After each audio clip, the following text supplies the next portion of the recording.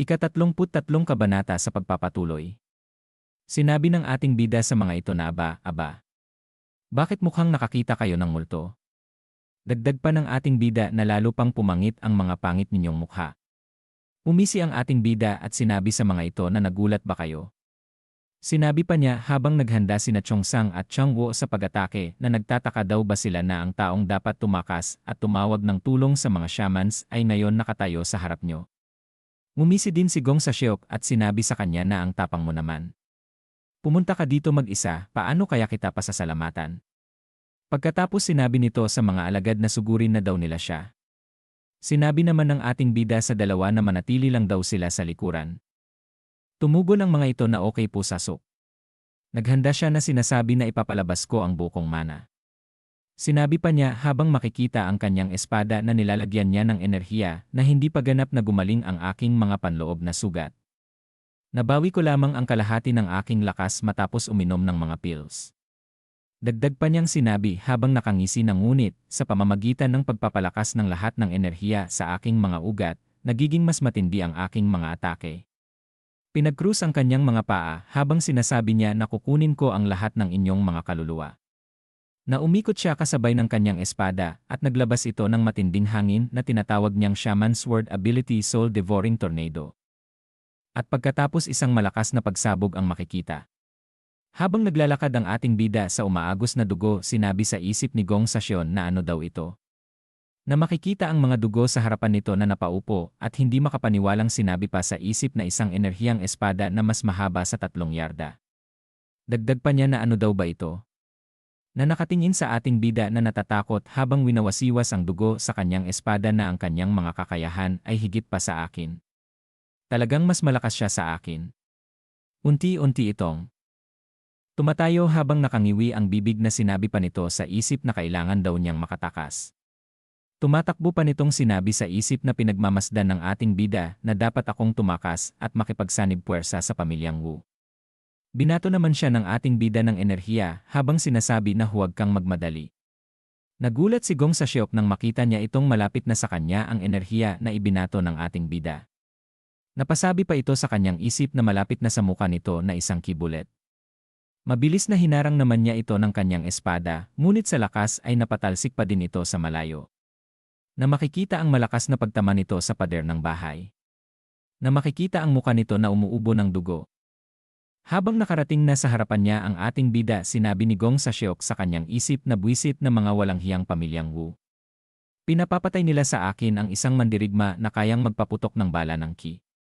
Tumayo ito na tumingin ng seryoso sa ating bida at sinabi pa sa isip na dahil nasa antas siya na kayang magpaputok ng mga bala ng enerhiya, hindi ko siya kayang harapin ng direkta at hindi rin ako basta-basta makakatakas. Dagdag pa niya habang may kinukuha sa kanyang likuran na pero kung makakalapit ako ng sapat. Meron daw siyang Heaven King's Needle. Isang sandatang pulbura na nagpapaputok ng mga makamandag na karayom ng pasabog. Kapag hinila ang gatilyo, daan-daang libong karayom ang sumasabog pasulong. Lumuhod na yumuko ito habang sinasabi niya sa kanyang isip na walang sinuman ang makakaiwas sa mga karayom na ito sa maikling distansya. Kailangan ko munang kunin ang kanyang atensyon. At pagkatapos sinabi niya na pasensya na master. Dagdag pa niya habang pinagmamasdan siya ng ating bida na nakagawa ako ng kasalanang karapat-dapat sa kamatayan. Nabigla ako sa pera. Pakiusap, patawarin niyo ang buhay ko. Habang nakayuko ito sa lupa, nakangisi itong sinasabi sa kanyang isip na ang mga shaman, lalo na ang mga disipulo ng shaman, ay mga tanga. Na naniniwala na nababago ang masama at nagiging mabuti sa pamamagitan ng disiplina at pagpapayo. Kapag nakita niya akong nagmamakaawa ng taos puso, bababa ang kanyang depensa. Tumingin ito sa paa ng ating bida at sinabi pa niya sa kanyang isip na lumapit ka pa ng kaunti. At nang makalapit na ng sapat ang ating bida, mabilis na kinuha ang Heavenly King's Needle at sinabi na ngayon na daw. At mabilis na hinila ang gatilyo at ang maraming karayom ay lumabas mula dito na masayang sinigaw na mamatay ka. Ngunit ang ating bida ay mabilis na pumunta sa kanyang gilid na ikinagulat nito. At pagkatapos sinipa niya ang kamay nito, dahilan ng pagkalaglag ng Heavenly King's Needle. At ang buhok ni Gong Sasyon ay hinawakan ng ating bida na ikinagulat nito. Habang nakadapa hawak ang buhok nito, tiningnan niya ang Heavenly King's Needle. Sinabi ng ating bida sa kanya na yon daw ay nakakagulat. Pero nakikita ko ang binabalak ng isang basurang tulad mo. Tumingin ito sa kanya at sinabi sa isip na paano nangyari iyon. Pinagpawisan ito at nanginginig ang boses na sinabi pa sa ating bida na master. Isa itong malaking hindi pagkakaunawaan. Na sinabi ng ating bida sa kanya na wala daw siyang pakialam. Magpigil ka ng ngipin mo. Hayop ka. Na makikita sa mga mata nito ang kamao ng ating bida na malapit nang tumama sa kanya. At pagkatapos isang sigaw ang maririnig at ang dugo sa hangin ay makikita. Lumipas ang ilang sandali, binuhusan ng tubig ang muka ni Gong sa siyok. At nang magising na ito dumadaing ito ng sakit na makikita ang bukol sa ulo at ang mga pasa sa kanyang muka. Na sinabi ng ating bida sa kanya na manahimik daw siya. Lumapit ang ating bida sa kanya at sinabi, "Hoy, Gong sa siyok." Tuminalang tumugon ito sa kanya na bakit po. Tiningnan siya ng ating bida ng masama at sinabi sa kanya na may ilang tanong daw siya sa kanya. Gusto ko lang ang mga tamang sagot. Naiintindihan mo? Mabilis namang tumango ito na tila maamong aso. Sinabi pa sa kanya ng ating bida na tumango ka na lang. Dahil mukhang mahirap daw siyang intindihin. Tinanong niya ito at sinabi na kung si Jumjoksan daw ba ang umupa sa kanya. Maamong umiling naman ito sa kanya.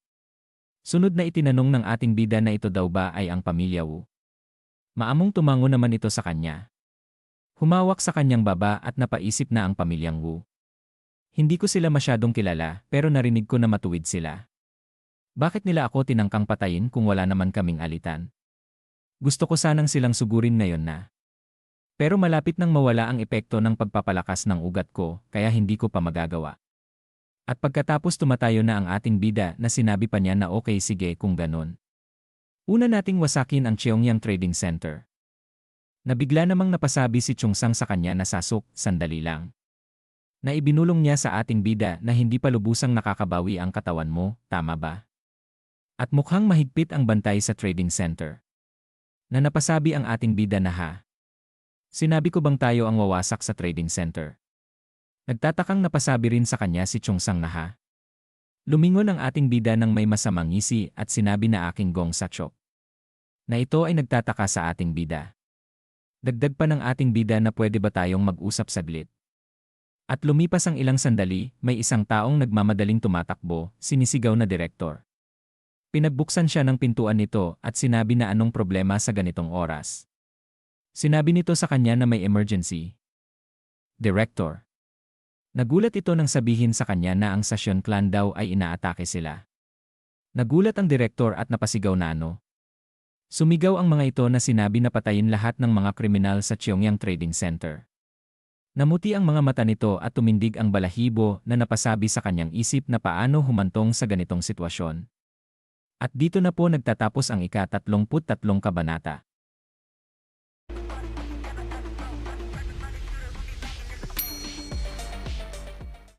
Ika-34 na kabanata. Sa pagpapatuloy, ginapos nila ang mga natitirang tauhan ng Cheongyang Trading Center. Na sinabi ng kalbo sa kanya na shaman, Sir. Nakuha na namin ang lahat mula sa labas at loob ng gusali. Ngumisi ang ating bida na sinabi niya na magaling. At tumingin kay Gong Sasyon na sinabi niya na mabilis na ayos ang sitwasyon. Mukhang mahusay mong naturuan ang mga tauhan mo. Tumawa lang ito na parang aso sa harapan ng ating bida. Na napasabi naman sa isip si Direktor na lagot, nasa mga shaman na ang buwisit na si Gong Sasyok mayon. Naiinis pa nitong sinabi sa kanyang isip na pinagpapawisan na alam kong hindi tapat ang maliliit na angkan, pero hindi ko inasahang pagtataksilan nila ang mga kumuha sa kanila. Mga taksil na demonyo. Nagulat ito na napatingin sa ating bida nang sabihin niya na hoy Direktor. Pinaputok ang daliri sa kamao na sinabi pa ng ating bida sa kanya na nasaan ang hayop na si Jumjoksan. At bakit kakaunti lang ang bantay dito? Lumiit ba ang trading center sa isang araw? Mayabang na tumingin ito sa kanya at napahinga na sinabi na wala kang pakialam doon. Kung shaman ka, bakit hindi mo kami tantanan at mamuhay ng tahimik sa bundok? Hindi nagustuhan ni Gong Sasyok ang pananalita nito at agad na sinipa sa kanyang katawan. At sinabi na bastos kang walang hiya ka. Na napaungol naman ito sa sakit. At pinagtatadyakan niya ito at sinabi pa na hindi mo alam kung sino ang kinakalaban mo. Walang hiya ka. Dagdag pa niya na napakabobo mo. At pagkatapos malakas itong sinipa sa kanyang muka. Habang patuloy sa pagbugbog si Gong Sasyok, sinabi sa isip ng direktor na ang walang hiyang ito, hindi siya nagkukunwari. Gusto niyang patunayan ang katapatan niya sa mga shaman sa pamamagitan ng pagpatay sa akin. Dagdag pa niya habang napasukan ng dugo na umalis siya para patayin ang mga disipulo ng mga shaman. Anong nangyari kahapon at ganito na siya nagbago? Habang sumusuntok si Gong Sasyon, sinabi niya sa kanyang isip na kaninang madaling araw. Sinabi sa akin ni Master Jinmu na itinaas niya ang isang daliri na kung tutulong ka sa akin sa isang bagay, kakalimutan ko na ang mga krimeng ginawa mo laban sa amin. At pagkatapos ay malakas pa niyang sinipa si direktor na napasabi pa sa kanyang isip na kapag nalagpasan ko lang ang krisis na to, makakapagpatuloy na ako sa buhay boss sa likod ng kalye ko. Hinawakan niya ng mahigpit ang kanyang sandata at sinabi pa na iniisip ko na hahabulin ako ng mga shaman habang buhay. Inihampas ito sa ulo ni direktor na sinabi pa ni Gong Sasyon sa isip na paano ko babayaran ang kanyang kabutihang loob. Na napasigaw ito sa takot. Pinigilan ito ng ating bida na hindi makapaniwala na sinabi na itigil daw niya yan. Namuntik ng mahati ang ulo nito habang napangiwi ang muka na pinagpawisan. Humakbang ang ating bida at sinabi niya na tatanungin daw niya siyang muli. Tiningnan niya ito at sinabi na nasaan si Jung-Jok-san. Huwag mo akong paglaruan at sagutin mo agad ang tanong. Na nakatungo lang ito habang nakangiwi ang bibig. Ngumisi ang ating bida at sinabi sa kanya na siyempre, pwede kitang patayin at tanungin na lang ang ibang tao doon. At pagkatapos makikita ang mga ito na sinabi ng ating bida na baka alam ng isa sa inyo kung nasaan si Jung-Jok-san, di ba? Tama ako. Nakatingin lang ang mga ito sa kanya habang nag-aalangan. Na napatingin naman sa kanyang likod ang direktor. At pagkatapos ay tumungo at pumikit na sinabi niya sa kanyang isip na buwisit. Kailangan daw siya muna ang mabuhay. At sinabi nito na ang kanilang boss daw ay pumunta para tapusin ang isang iligal na kalakalan. Nagulat ang ating bida na sinabi pa nito na dahil magiging mapanganib ang kalakalan, dinala niya ang marami sa aming pangunahing bantay, kaya ilan na lang ang natitira para magbantay sa lugar. Na napasabi ang ating bida sa kanyang isip na sandali, kasalukuyan silang nakikipagkalakalan ngayon. Ang ibig lang daw sabihin nito. Kung tatakbo ako ngayon at lusubin ang kalakalan, ang pera, ang mga paninda, maaari ko yung makuha lahat. Humawak sa kanyang baba at tumingin ang isang mata niya sa gilid habang nakapikit ang isa na sinabi niya sa kanyang isip na ang ganda niyan. Kukunin ko lahat ng nandoon. At pagkatapos tumighim ito at sinabi ng mga hayop na yon, iligal ang pakikipagkalakalan nila.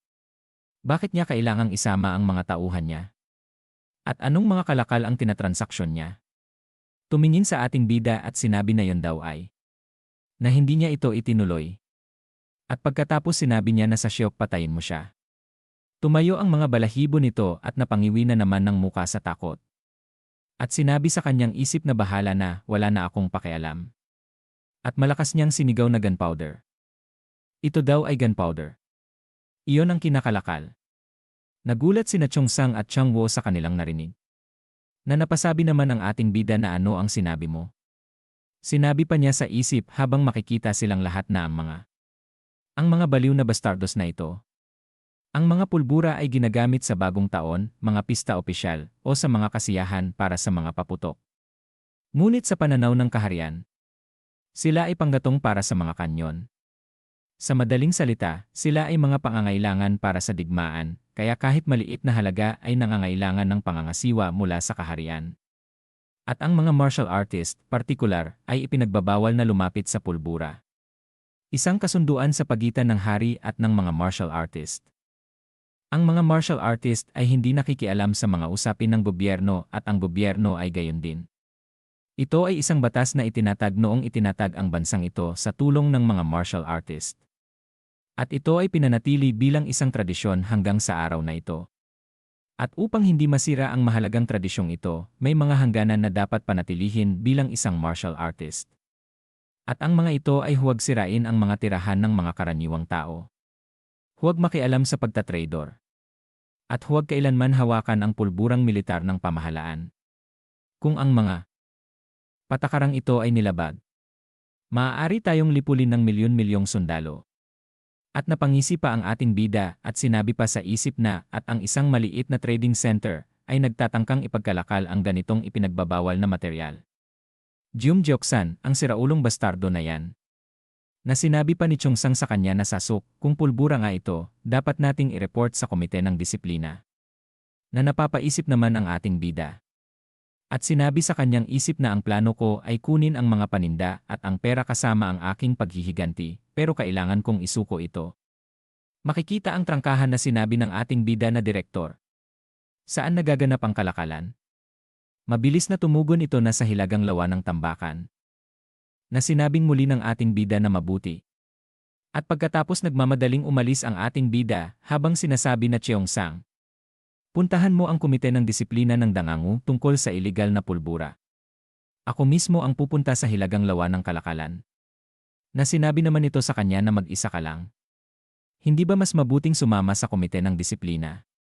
Na sinabi sa kanya ng ating bida na wala tayong panahon. Kapag natapos nila ang bentahan bago tayo makarating, wala tayong makukuhang ebidensya sa iligal na transaksyon.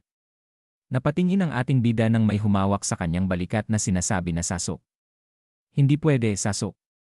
Wika ni Chongsang na nag-aalala.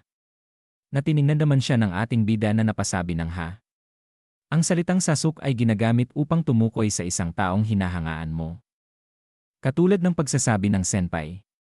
Sinabi pa sa isip ni Chongsang na makikita ang muka niya na nasugatan na si Sasuk sa pagtatangkang protektahan kami. Hindi ko siya hahayaang pumunta mag-isa dahil alam kong mapapahamak siya. At pagkatapos sinabi niya na sasama daw siya sa kanya. Nabigla namang napatingin ang ating bida sa kanya na tinitigan niya ito. At mumiting na pahinga ng malalim. Tinapik ng kamao sa dibdib at sinabi ng ating bida sa kanya na magtiwala daw siya sa kanyang Sasuk. At hinawakan niya sa kanyang balikat at sinabi na ako na ang pupunta doon. Ikaw na ang sumama sa komite ng disiplina. Naiintindihan daw ba niya? Na napasabing muli sa kanyang isip si Chongsang na si Sasuk ay hindi takot isugal ang kanyang buhay para sa mas nakararami. At mahigpit na itinokom ang kamao na sinabi pa sa kanyang isip na si Sasuk ay tinatahak ang tunay na daan ng mga shaman. At pagkatapos sinabi niya na naiintindihan daw niya ito. Mabilis na tumalon si Chongsang habang sinisigaw niya na babalik ako agad kasama ang komite ng disiplina. Habang ang ating bida naman ay sa kabilang direksyon papunta na tumugon ito na sige. Magkita tayo doon. Habang mabilis na tumatakbo si Chongsang sinabi niya sa kanyang isip na kailangan kong magmadali. Hindi ko hahayaang lumaban si Sasuk ng mag-isa. Na mabilis ring tumatakbo ang ating bida na sinasabi pa niya sa kanyang isip na kailangan kong makarating doon bago ang komite ng disiplina. Kahit hindi ko makuha ang pulbura, kailangan kong maharang ang pera. Na ito ay taliwas sa iniisip ni Chongsang na siya ay tinatahak ang landas ng shaman. At dito na po nagtatapos ang ika-34 na kabanata.